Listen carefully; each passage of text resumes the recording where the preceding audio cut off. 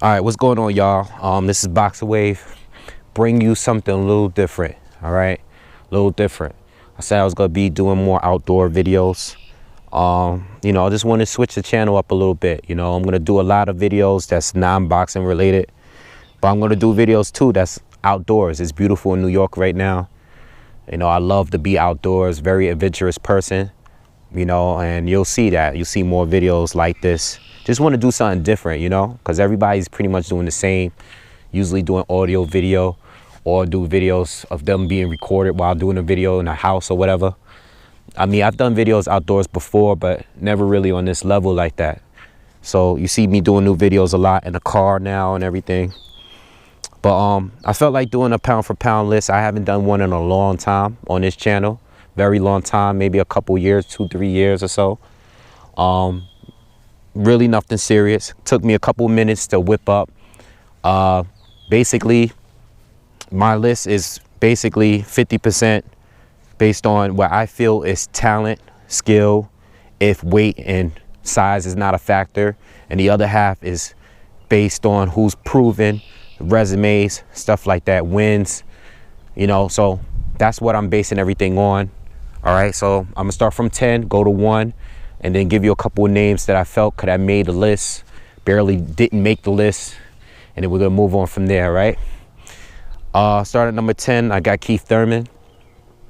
Keith Thurman is a guy that I feel like right now in the welterweight division, out of all of the newer guys, I think he's been the most proven. I think he's very talented. But more importantly, he's the most proven out of the newer guys. Obviously, not compared to maybe Tim Bradley, Manny Pacquiao, Floyd Mayweather, but out of the newer guys, between him, Kell Brook, Spence, Sean Porter, all those guys, I think Keith Thurman did the most, beating a more relevant Robert Guerrero, beating Garcia, beating Sean Porter. So that's why I put him on the list. I'm still waiting to see what he's going to do, what happens with Kell Brook, Errol Spence. But for right now, I got him at number 10. Number 9, I got Canelo Alvarez. All right. Canelo's a guy that I've made complaints about. I've complained about a lot, like some of the fighters he's fought. But I never denied his talent. The only thing with Canelo at this point is his superstardom matching his talent, Does it really correlate? That I don't know. If he does well against Gennady Golovkin, then he's proven, A lot of people don't know how good Canelo is. I think he's really good, but most people don't think he's as good as his pay-per-view numbers show, He's a superstar, clearly. He's an A-side of all of his fights now. He dictates what he wants. Is he really worth it? Is he really that talented? We'll see when he fights Gennady Golovkin. All right, all the ducking, all the stuff like that. He's good, but we'll see. Number 8, I believe I got Roman Gonzalez. All right, Chocolatito. All right, lost recently. A lot of people had him in their number 1. I mean, I never had him in my number 1, but I can at least acknowledge that he belongs on this list. I mean, he's a great fighter. He's a great fighter, definitely. But he's going to have to change it up. He's moved up. He's fighting bigger guys. He's fighting guys that can take his punches and can dish it out even harder than him. He's got to change it up. He's got to start becoming a little bit more defensive. A lot of guys do it. A lot of guys, very explosive when they're younger. They move up in weight. They start becoming defensive. Look at Floyd Mayweather, A lot of guys are just like that.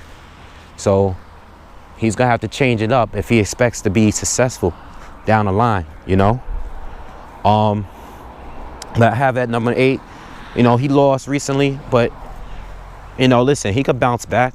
I don't know if he's going to do the rematch thing. I don't know what, but he definitely needs to change his game because he's not going to just walk through people like he used to. All right, he's definitely going to have to change it up. So at number 7, I believe I have Guillermo Rigondeaux. Now, Rigo is a guy that I feel is one of the most talented fighters I've seen in this past decade. Rigo has been compared to a lot of great fighters. All right, defensively, it's not too many people that you can compare to him. But the problem is his activity, you know? The fact that he was ducked so heavily at 122 is part of the reason why he hasn't had great fights, you know? He doesn't really have that many fights because nobody wanted to fight him. And the thing is, at 122, he's still a small guy, even at 122, you know? I mean, he could go up to 126, but I don't even think they're going to fight him up there, you know? People are already forgetting about him. And at one point, he was seen to be like top 5 pound for pound, but now people don't even add him on a list anymore. You know, there's lists out there that they don't even include him. So, I don't know, you know? I mean, the talent is there, but he's getting older, you know? I think he's in his later 30s now. I don't know what's next for Rigo, you know? But he's definitely one of the most talented out there. Can't forget about him. Who do we got next? Let me look at this list. Oh, who's next? Manny Pacquiao. Now, Manny Pacquiao, I mean, his legacy is already solidified, so it's not much I could say. Not much I have to say about Manny Pacquiao. Only thing is I have at Manny Pacquiao at this point, he does still hold a title. So only thing that I wish I could get from Pacquiao is to see him fight one of the PBC guys. You know, I'm not sitting here trying to point the fingers on who should fight who, you know, whose responsibility it is, but let's just make the fights happen. He ran Top Rank, all right? He ran it. He beat everybody there at some point. He beat Tim Bradley. He beat Marquez at, you know, the first 3 fights. You know, he's fought so many guys over there, but I would like to see him fight Keith Thurman, you know, Kell Brook or Sean Porter or Errol Spence or Danny Garcia, you know, even Amir Khan.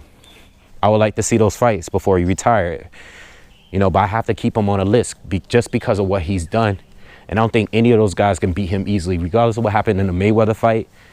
I'm still not sure if he can beat, all these other guys could beat him or he could beat them. I'm not sure. So I have to keep on that list until I see what's up, you know? All right, so we get into the top 5. All right, I have Lomachenko at number 5. Now, Lomachenko and Terence Crawford, those two, to me, are the funnest, most entertaining fighters to watch in boxing, in my opinion. I like to watch those two more than anyone right now. You know, I think the way they beat their opponents up is the most entertaining and it's the most masterful, in my opinion, you know? These guys are fighting good fighters and they're beating them like there's nothing. They're toying with them at points, especially Lomachenko. You know, Crawford is more straightforward, more like, nah, I can't even say that. It's just that they're both masters, but they're both different, you know, very different. Crawford, you know, I didn't even get to him. Crawford's next on my list, by the way. But Lomachenko, only thing he needs to do is avenge that loss, man. Because people keep bringing that up. That's all people do is bring that loss up. Salido, he needs to get that rematch popping. And he needs to avenge that loss because people are going to continue to bring that up forever, you know. So that's what I think Lomachenko pretty much needs to do. Great fighter, though. Great fighter. And I think him or maybe Terence Crawford is going to be pound for pound at some point. Number 1. Crawford, like I said, you know, great fighter to watch, all right? He already, you know, he's undefeated. He's already dominated pretty much everybody he fought. And, you know, he has a fight coming up with Felix Diaz next week. I can't wait till he clears out 140. I can't wait to see what he's going to do at 147.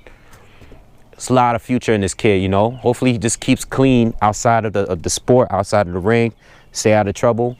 Extremely talented, though, you know. I can't wait to see what happens when he goes to 147 because I think that's where the real competition is right now. And there's a lot of guys up there at 147. I just want to see what he can do up there, you know. But I want him to rule 140 before he goes up.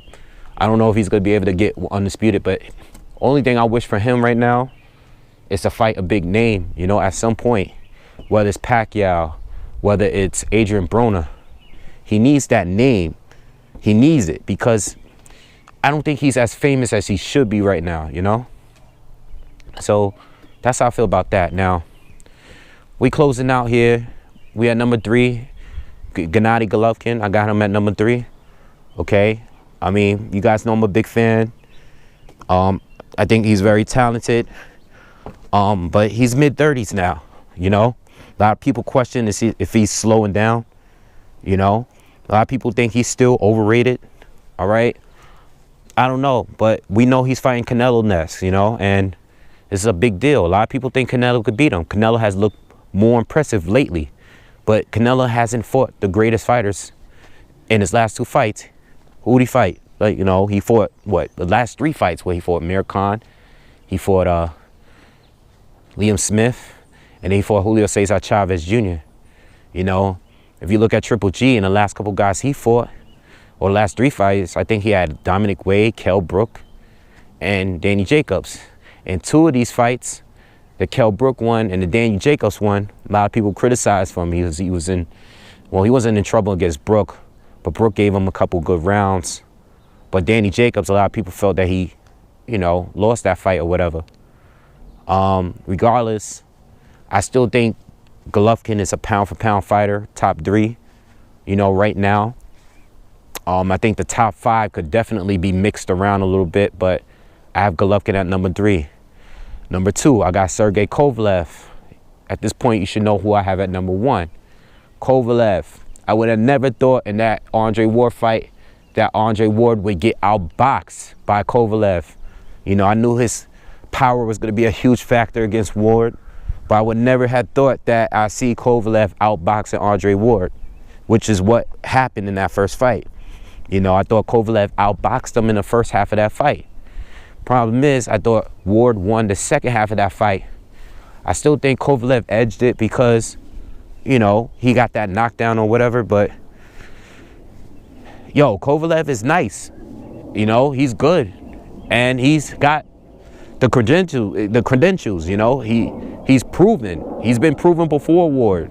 And he's a knockout artist on top of that. And he's a skilled boxer. You know, whether you like the guy outside the ring, I don't really like to do that much. But I can't deny his talent. And the only reason why he's not number 1 is because he took that L that day. Regardless of how I feel about it, he still took the loss. So I had to put Andre Ward, who was my number 1. Andre Ward is number 1. You know, I don't think he won the fight, but I do think it was very close. All right, I gave it to Kovalev by a point. I don't know what's going to happen in this rematch, you know. I'm going to be talking about it in a video soon.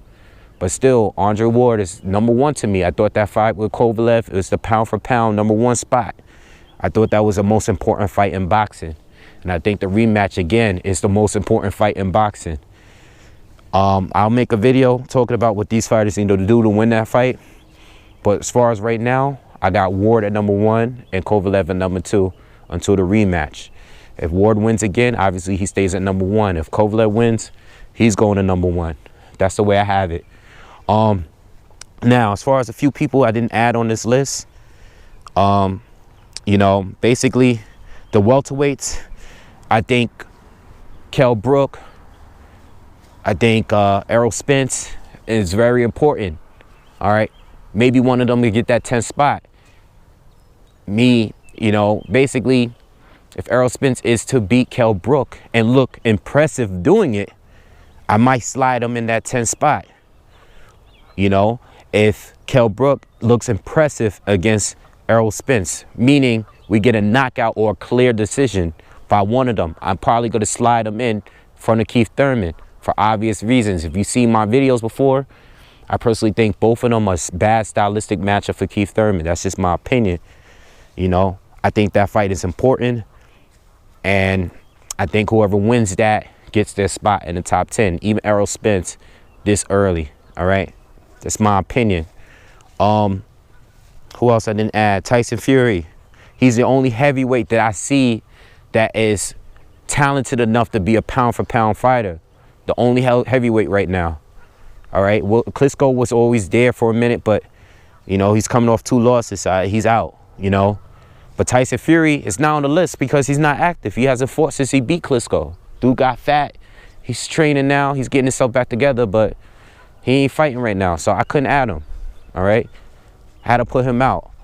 And then Adonis Stevenson, he was the guy that was fighting for that 10th spot. I think Stevenson would have definitely been in the top 10 if he didn't fight this string of whack opponents lately. I mean, they're solid. They're all solid 175 guys. A couple of them are top 10. But why is he fighting for Farr in a rematch, you know? Why did he fight Sakio Biko a couple fights ago? Those fights are trash, you know? Why didn't he never fight Kovalev? You know what I mean? I know Kovalev didn't fight him neither, but Kovalev was fighting better fighters, you know? Recently, lately. So Stevenson, I couldn't add him on the list just because even though I think he's talented and the way he beats opponents, he's knocking all of them out. I couldn't add him on the list. All right, so that's the way I see it. Let me know what you guys think of this pound for pound list. And I'll see you guys on the next one. Hope you enjoyed the video. All right, peace.